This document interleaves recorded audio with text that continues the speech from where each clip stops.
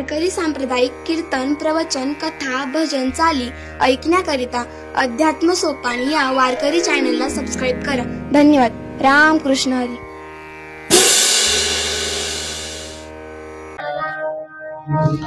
श्री गणेशाय नमः.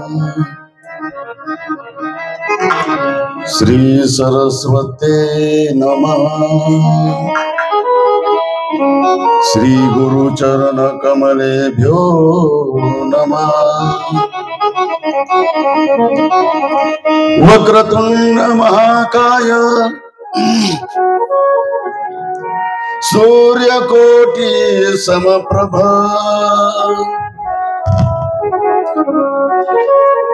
निर्विघ्नं कुरु मे देवो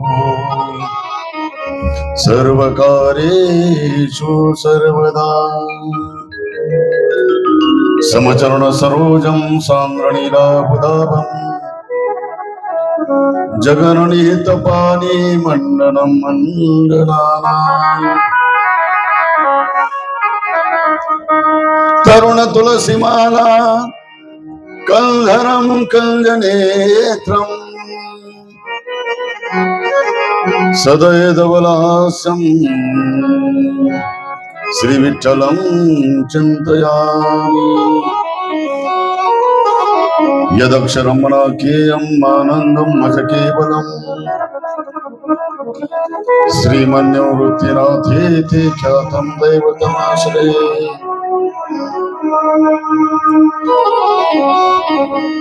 गुरुर्ब्रह्मा गुरुर्विष्णु गुरुर्देवो महेश्वरा. गुरुर् साक्षात् परब्रह्म तस्मै श्री गुरुवे नमः. जयांची केल्या स्मरण होय सकळ विद्यांचे अधिकरण. तेचे वंदो श्री चरणाते सद्गुरुचे नमस्कार आता.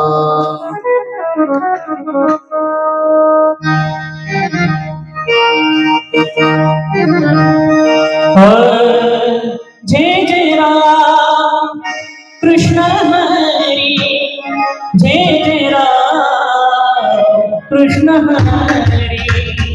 जय जय राम कृष्ण हरी. जय राम कृष्ण हरी. जय जय राम कृष्ण हरी. जय राम कृष्ण हरी. जय जय राम कृष्ण हरी. जय जय राम कृष्ण हरी. जय राम कृष्ण हरी. जय राम कृष्ण हरी. जय राम कृष्ण हरी. जय राम कृष्ण हरी. विठ्ठला पांडुरंगा. विठ्ठला पांडुरंगा. विठ्ठला पांडुरंगा. विठ्ठला पांडुरंगा. जय राम कृष्ण हरी. जय राम कृष्ण हरी. जय राम कृष्ण हरी. जय राम कृष्ण हरी. विठ्ठला पांडुरंगा. विठ्ठला पांडुरंगा. विठ्ठला विठ्ठला विठ्ठला पांडुरंगा. जय राम कृष्ण हरी. जय राम कृष्ण हरी. जय राम कृष्ण हरी. जय राम कृष्ण हरी. जय जय पांडुरंग पांडुरंग पांडुरंग पांडुरंग पांडुरंग पांडुरंग पांडुरंग. जय जय पांडुरंग पांडुरंग पांडुरंग पांडुरंग पांडुरंग. जय विठ्ठल विठ्ठल विठ्ठल जय विठ्ठल विठ्ठल विठ्ठल जय विठ्ठल विठ्ठल विठ्ठल जय विठ्ठल. कुंडली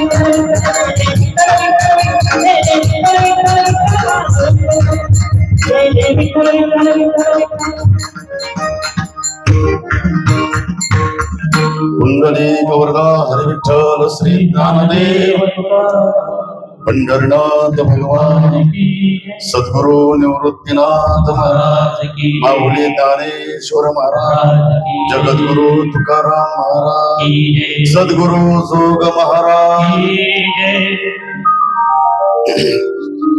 ओम नमोजी अद्या वेद प्रतिपाद्या जय जय सुसंवेद्या आत्मरूपा।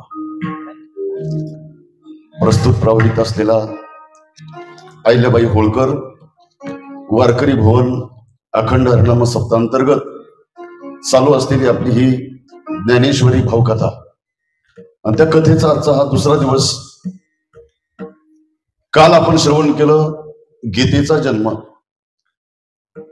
भगवान परमात्म्याने अर्जुनाचा मोह घालवण्याकरता जे शास्त्र तयार केलं ते शास्त्र म्हणजे भगवद्गीता। ही भगवद्गीता कुठून तयार झाली तर महाभारत ग्रंथाचे जे 1,10,000 श्लोक आहेत त्या महाभारताचे जे 18 पर्व आहेत, 18 पर्वामधलं 6वा जो पर्व आहे भीष्म पर्व, त्या भीष्म पर्वातला 700 श्लोकांचा भाग म्हणजे श्रीमद भगवद्गीता। त्या भगवद्गीतेचं जसं काल मी सांगितलं सोन्याची वीट असावी पण ती आपल्याला परिधान करता येत नाही। गीता शास्त्र खरं पण एक ते धातूमध्ये आहेत म्हणून ज्ञानेश्वर महाराजांनी त्या धातूचं रूपांतर अलंकारामध्ये केलं। गीता अलंकार नाम ज्ञानेश्वरी ब्रह्मानंद लहरी प्रगट केली म्हणून ज्ञानेश्वर महाराजांनी त्या सोन्याला अलंकारामध्ये रूपांतरित करून हा ज्ञानेश्वरी ग्रंथ आपल्या पुढे प्रस्तुत केलेला आहे। त्याचं चिंतन आपण पाहत आहोत। तर या ज्ञानेश्वरी ग्रंथाचा पहिला अध्याय आणि त्या पहिल्या अध्यायाला नाव दिलं अर्जुन विषाद योगो नाम। त्याचं चिंतन आज करायचं। विषाद म्हणजे काय, मोह म्हणजे काय आणि त्यापासून दुःख झालं कोणाला झालं आणि त्या दुःखाचं निरसन कोणी केलं त्याचंही चिंतन आपल्याला करायचं आहे। पण या ग्रंथाचा आरंभ करत असताना पहिल्या ओवीचं थोडंसं चिंतन आपल्याला करायला पाहिजे। म्हणून ओम नमोजी अध्या वेद प्रतिपाद्या जय जय सुसंवेद्या आत्मरूपा या ओवीचा अर्थ असा आहे की या संपूर्ण सृष्टीचा आधी जो भगवान परमात्मा आहे त्या भगवान परमात्म्याला नमन करतात माऊली। ओम नमोजी अध्या वेद प्रतिपाद्या ज्यांच्या हित आहेत अशा भगवान परमात्म्याला माऊली नमन करतात आणि पुढे त्याच देवाला रूपक देतात गणेशाचं। देवा तुझे गणेशो सकलार्थमती प्रकाशो म्हणे निवृत्तीदासो अवतारी जोजे। गणेशाचं वर्णन केलेलं आहे आणि कुठलाही ग्रंथ लिहायचं म्हटलं तर नमन केलं जातं। आणि गेले आता 6 दिवस आपल्याला या ग्रंथाचं चिंतन करायचं आहे। आता एक मुद्दा आपल्याला बघून आपल्याला त्या ग्रंथामध्ये प्रवेश करायचा आहे। ओम नमोजी आद्या या पहिल्या पदामध्ये आपल्या जीवनातल्या काही प्रश्नांची उत्तरं सुटून जातात। आपल्या जीवनामध्ये काही प्रश्न असेल का अजूनपर्यंत ते सुटलेच नाही।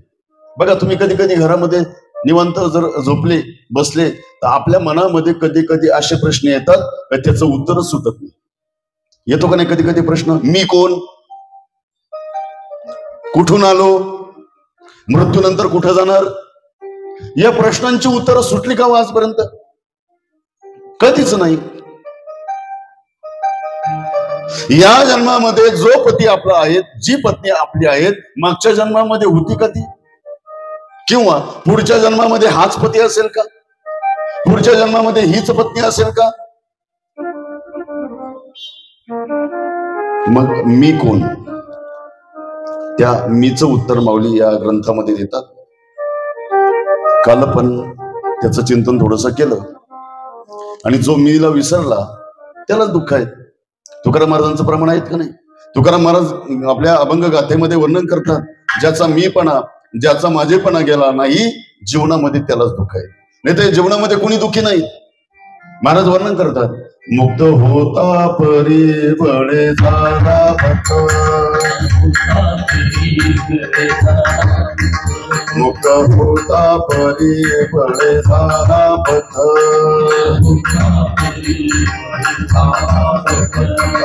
घेऊन चलुंगा माझे माझे, घेऊन चलुंगा माझे माझे, मुक्त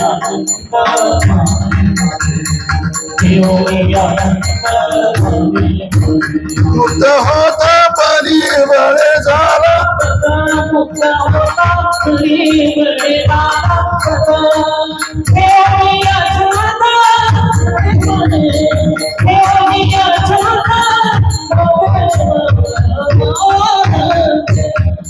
आणि मग हा मीपणा ज्या वेळेला अर्जुनाचा विसरतो त्यावेळेला भगवान परमात्मा त्या मीचं उत्तर देतात. कथा कालपासून पुन्हा ऐका बरं. एका बाजूला कौरवांचं सैन्य आहे, एका बाजूला पांडवांचं सैन्य आहे, आणि भगवान परमात्मा अर्जुनाला घेऊन त्यांचा रथ दोघांच्या मध्ये लावतात. धनुष्यबाणाला बाण लावून अर्जुन ज्या वेळेला धनुष्यबाणाला बाण लावतो, कोणाला मारायचं? मग समोर बघितल्यानंतर ज्यांनी धनुष्यविद्या शिकवली त्यांनाच मारायचं, जे आपलेच बंधू आहेत त्यांनाच मारायचं, जे आपले मामा आहेत त्यांनाच मारायचं. त्यावेळेला अर्जुनाच्या मनामध्ये मोह निर्माण झाला.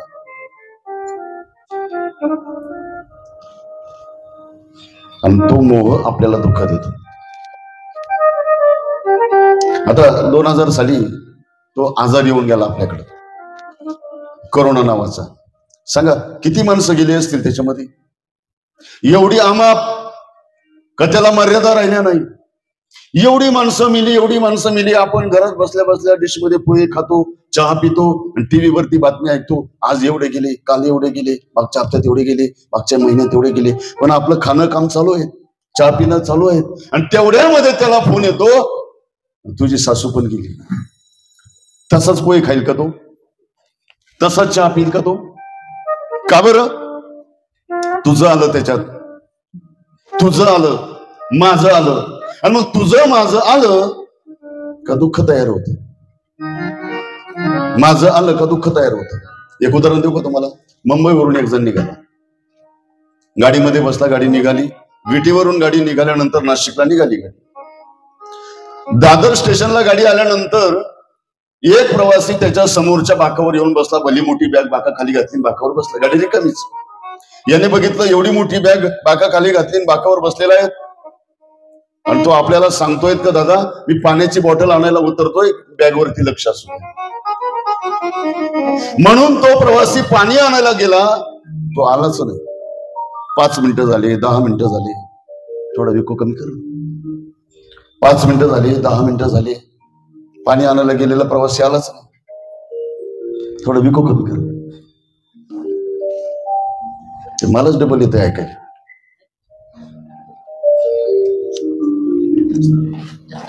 जास्त झालं, थोडं विको कमी करा आपला. मला नाही दिला तरी चालेल, आवाज थोडा कमी करायचं. हॅलो हॅलो बस. पाणी आणायला गेलेला प्रवासी आलाच नाही. गाडी सुटायची वेळ झाली. आता काय करायचं? अरे एवढी मोठी बॅग आणि खुशाल गेला, पाणी आणायला आलाच नाही. गाडी सुटली. याला वाटलं पाठीमागच्या डब्यामध्ये बसला असेल. ठाणा स्टेशन आलं का येईल बॅगेवर. ठाणा स्टेशन आलं, तिथं पाणी आणायला गेलेला प्रवासी आला नाही. याने विचार केला आता गाडी सुटली. आता कल्याण स्टेशन आलं, याने विचार केला आता तरी येईल. पण तरी सुद्धा तो गेलेला प्रवासी आला. गाडी कल्याण स्टेशन पण सोडलं. आता याच्या मनामध्ये चलबिचल चालू झाली. आता हा जर कसाऱ्याला नाही आला आणि जर इगतपुरीला नाही आला मग काय करायचं? काही गरज आहे का? लोकांची बॅग आहे ना. कसाराही गेलो, इगतपुरी गेलं आणि याच्या पक्क ध्यानात आलं आता गेलेला प्रवासी येऊ शकत. मग याने एका हातामध्ये नाशिक रोड स्टेशन आल्यानंतर एका हातामध्ये स्वतःची बॅग आणि दुसऱ्या हातामध्ये काही गरज आहे का? आपली नाही ना, सोडून द्यायचं. एका हातामध्ये स्वतःची बॅग, एका हातामध्ये त्या प्रवासाची बॅग घेऊन खाली उतरला. पोलिसांनी अडवलं, बॅगा तुमच्याच का? म्हटले हो. सापडली म्हणायची, मोकळं व्हायचं. पण तो म्हटला माझीच आहे. खोला मग. त्याच्या बॅगची चावी त्याच्याजवळ होती, पण दुसऱ्या बॅगची चावी त्याच्याजवळ नव्हती. म्हटले बॅग तुमचीच का? पुन्हा विचारतो. म्हटले हो. चावी कुठे आहे? म्हटले हरवली. मग पोलिसांनी स्क्रूड्रायव्हरांनी पकडली, ती बॅग खोलली. बॅग खोलल्यानंतर त्याच्यामध्ये माणसाचे तुकडे तुकडे केलेले औषध सापडले. आणि मग ते पाहून म्हणू लागला ही बॅग माझी. आता काय उपयोग आहे? ज्या वेळेला माझं नाही म्हणायला पाहिजे त्यावेळेला म्हणतो माझं. आणि मग पोलिसांनी उचललं टाकलं ना मध्ये. हे कोणाचं सांगतो? तुम्ही अजून स्टेशनवरच आहे का? आपलं तेच आहे ना. सांगा इथलं काय आपलं आहे? सुनीताताई, जन्माला येताना तुम्ही लॉन्स आणला होता का? नाही. सिस्टमवाल्यांनी मंडप आणला होता का? अहो, जन्माला येताना माणूस मोकळाच येतो. एवढा मोकळा येतो, एवढा मोकळा येतो, अंगावरचा करदुडा सुद्धा आणत. आणि परिणामशास्त्र सांगते जन्माला येताना तुम्हाला जे आणण्याचा अधिकार आहे, मृत्यूनंतर तेच नेण्याचा अधिकार आहे. माऊली सांगतात जन्माला येताना आपल्याला एकच गोष्ट आणता येते. बोलो राम बोलो राम बोलो राम राम राम बोलो राम बोलो राम बोलो राम राम राम. माया के दीवाने सुन लो एक दिन ऐसा आएगा, धन और दौलत मांगने जाना ये दिन बड़ा रह जाएगा. सुंदर काया मिट्टी होगी, चर्चा होगी गली गली. ले बड़े कोई राम का प्यारा, ले बड़े कोई शाम का प्यारा, छोड़ जाए गली गली. बोलो राम बोलो राम बोलो राम राम राम बोलो राम बोलो राम बोलो राम राम राम बोलो राम बोलो राम बोलो राम राम. काय म्हणतात महाराज? काहीच नेता येत नाही. अरे काही आणलंच नाही तर नेण्याचा अधिकार तुला दिलाय कोणी? मृत्यूनंतर ते पैसा ठेवतात काही काही गावांना कपाळावरती. अहो, सावडाच्या दिवशी आपल्याला तो पण सापडतो. मग त्या धनाच्या मागे आपण एवढं धावतो, सत्तेच्या माग, संपत्तीच्या माग. तुकाराम महाराज म्हणतात बाबा काही नाही आपलं. आणि एक गोष्ट लक्षामध्ये घ्या, जगतामधलं बाकीचं काय आपलं असेल नसेल माहित नाही, पण दोन गोष्टी कधीच आपल्या नाही. दोन गोष्टी कधीच आपल्या नाही. कोणत्या? देह काळाचे धन कुबेराचे, देह काळाचे धन कुबेराचे, देह काळाचे धन कुबेराचे, देह काळाचे धन कुबेराचे, देह काळाचे धन कुबेराचे, देह काळाचे धन कुबेराचे, देह काळाचे धन कुबेराचे, देह काळाचे धन कुबेराचे. येथे माणसाचे काय आहे, येथे माणसाचे काय आहे, येथे माणसाचे काय आहे, येथे माणसाचे काय आहे. देह काळाचे धन कुबेराचे,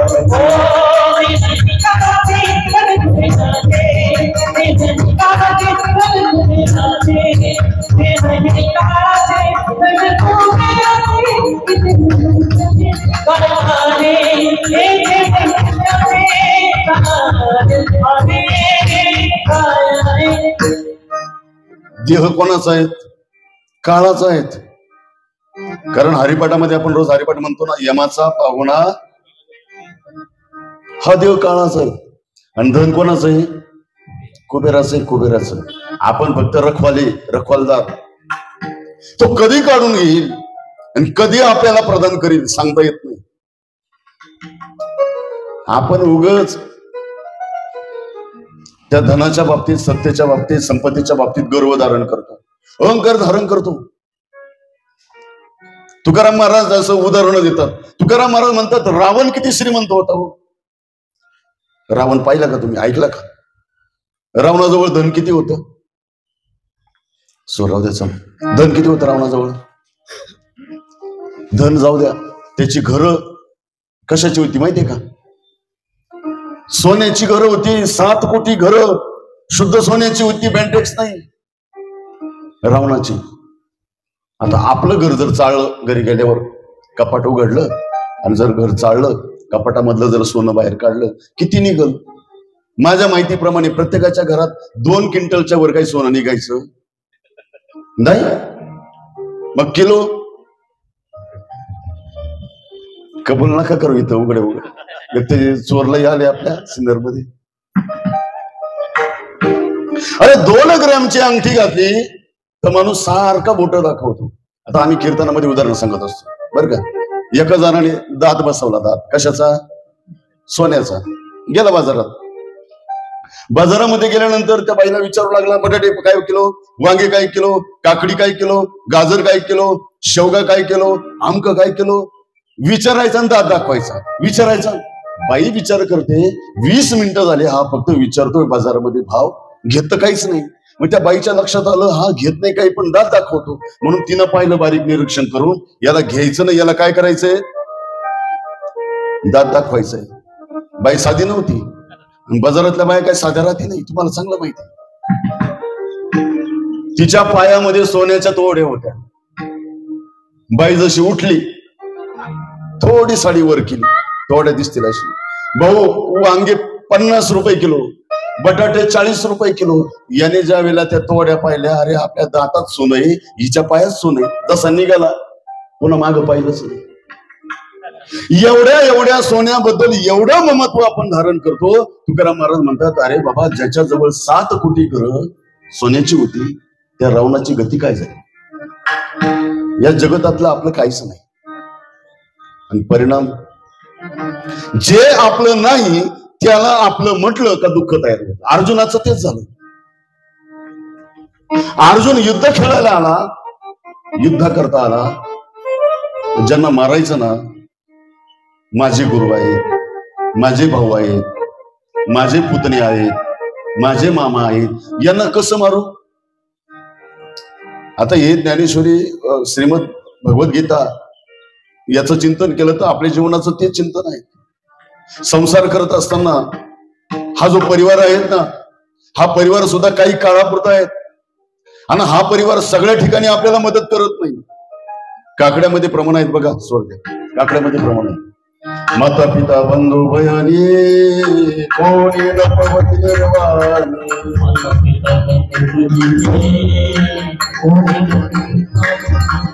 इष्ट मित्र भजन सखे येतो सुखाची मांडणी.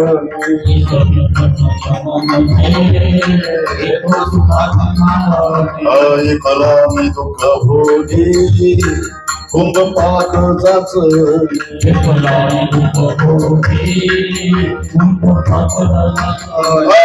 तेथे कोणी सोडविना एका सिंधू वाचो, तेथे कोणी सोडविना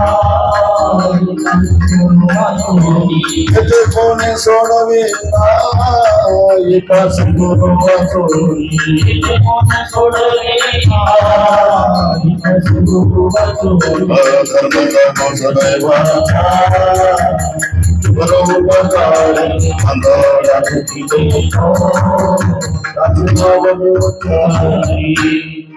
कोणी सोडवत नाही. आता त्या गरुड पुराणामध्ये कालच बघा ना, काल मध्यरात्री आपल्या सिन्नरचे रवींद्र महाराज काकड देव आज्ञा झाली. आयुष्यभर गरुड पुराण सांगितलं. त्या गरुड पुराणामध्ये असा उल्लेख आहे का मृत्यूनंतर जीवाला देह जाळल्यानंतर त्या जीवात्म्याला 1 वर्षभर प्रवास करावा लागतो. किती दिवस? वर्ष श्राद्ध किती महिन्याने येतं? 12 महिन्यांनी. आणि मग तो जीवात्मा 1 वर्षभर प्रवास करतो. पण त्या वर्षामध्ये त्या जीवात्म्याला असंख्य अडचणी येतात. मग त्या अडचणीचं जर निवारण करायचं असलं ना, पैसा नाही चालत, सत्ता नाही चालत, संपत्ती नाही चालत, हा परिवार नाही कमी पडत, नातेवाईक कामी पडत नाही, बायको कामी पडत नाही, मुलं कामी पडत नाही. आणि त्या प्रवासामध्ये जे कामी पडतं ना, ते फक्त परोपकार, दान, धर्म. म्हणून आजही आपल्याला सावध होण्याची गरज आहे. आज जेवढी किंमत आपण धन कमवण्याला देतो, तेवढीच किंमत आपण पुण्य कमवायला दिली पाहिजे. जेवढं महत्व धन कमवताना देतो तेवढंच महत्व पुण्य, कर्म, दान, धर्म, परोपकार आपल्या जीवनामध्ये होणं गरजेचं आहे. तिथं कोणी सोडवत नाही. म्हणून मला वाटतं मी परवा त्या साक्रीमध्ये साक्री तालुक्यामध्ये पिंपळनेर गावाला कीर्तनामध्ये सांगितलं, अर्जुनाला झालेला विषाद अर्जुनापुरता सोडा, भगवान परमात्मा सांगतायत हा आपल्याकरता झालेला विषाद आहे. हा अर्जुनाचा विषादच नाही. अर्जुन फक्त निमित्त आहे. अर्जुन काय आहे? निमित्त आहेत. अर्जुनाचं विषादाचं निमित्त आहेत, मोहाचं निमित्त आहेत. पण भगवान परमात्म्याला खरा मोह आपला घालवायचा आहे. गाय कोणाला दूध देते? गाय दूध देते ना कोणाला? वासराला. आणि पेत कोण? आपण. तसं भगवान परमात्म्याने गीता ग्रंथ अर्जुनाच्या निमित्ताने आपल्याकरता तयार केलेला आहे. मोह अर्जुनाचं फक्त निमित्त आहेत मोहाचं, पण मोह खरा आपला घालवायचा आहे.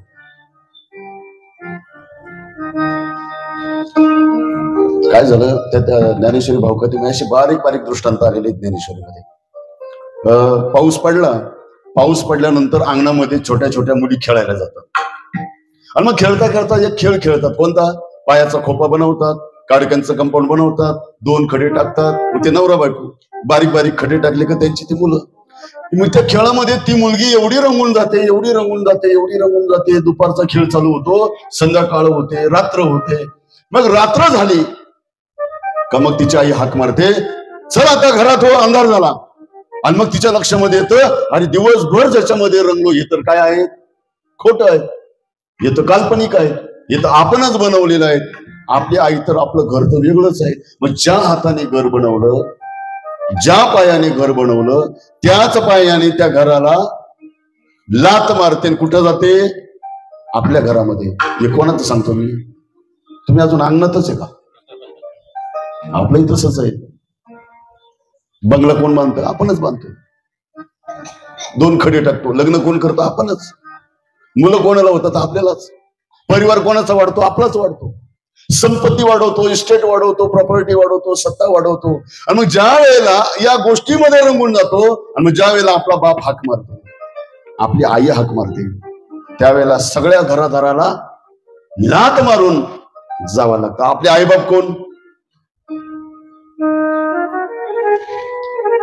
कृष्ण माझी माता, कृष्ण माझा पिता, कृष्ण माझी माता, कृष्ण माझी पिता, कृष्ण माझी माता, कृष्ण माझी पिता. बहीण बंधू चुलता कृष्ण माता, बहीण बंधू चुलता कृष्ण माता, कृष्ण माझे बाळू, कृष्ण माझे बाळू, कृष्ण जसं त्या मुलीला खोट्या घराला लात मारून खऱ्या घरामध्ये जावं लागतं, आपलंही तेच आहे. आपल्याला सुद्धा या खोट्या घराला लात मारून जावंच लागतं. किती श्रीमंत असला सांगा, मृत्यूनंतर किती दिवस घरात ठेवतात? नाही बा, आता यांनी एवढी प्रॉपर्टी कमवली, 10 कोटीची प्रॉपर्टी, 1 महिनाभर ठेवू आपण. नाही नाही, 2 तास झाले काय उचला म्हणतात.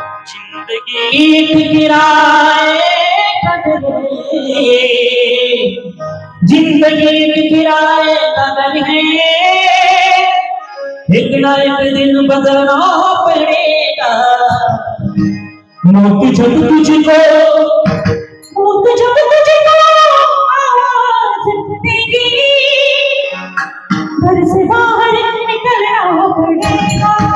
मौत जब तुझको आवाज देगी, घर से बाहर निकलना पड़ेगा.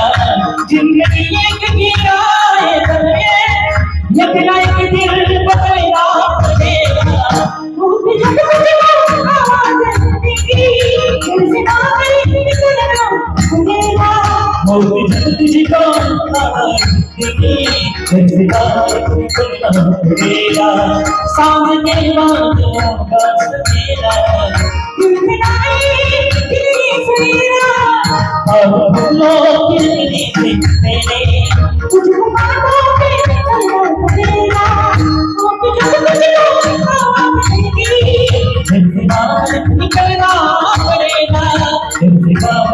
निकलना पड़ेगा. आणि मग सर्व टाकून जावं लागतं. म्हणून असा मोह, अशी माया जशी अर्जुनाला तयार झाली तशीच माया प्रत्येक जीवाच्या मागे लागलेली आहे. तो मोह प्रत्येक जीवाच्या मागे लागलेला आहे. म्हणून तो मोह घालवण्याकरता भगवान परमात्मा गीता रूपी शास्त्र तयार करून तेच शास्त्र ज्ञानेश्वरीच्या रूपाने आपल्या पुढे प्रस्तुत करतात. म्हणून मोह गेला पाहिजे, मोह घालवला पाहिजे असा प्रत्येकाने अट्टहास करावा असं भगवान परमात्म्याचं मत आहे. म्हणून आज पहिल्यांदा पहिली जी ओवी निवडली, ओम नमो जे आद्या वेद प्रतिपाद्या जय जय स्वसंवेद्या आत्मरूपा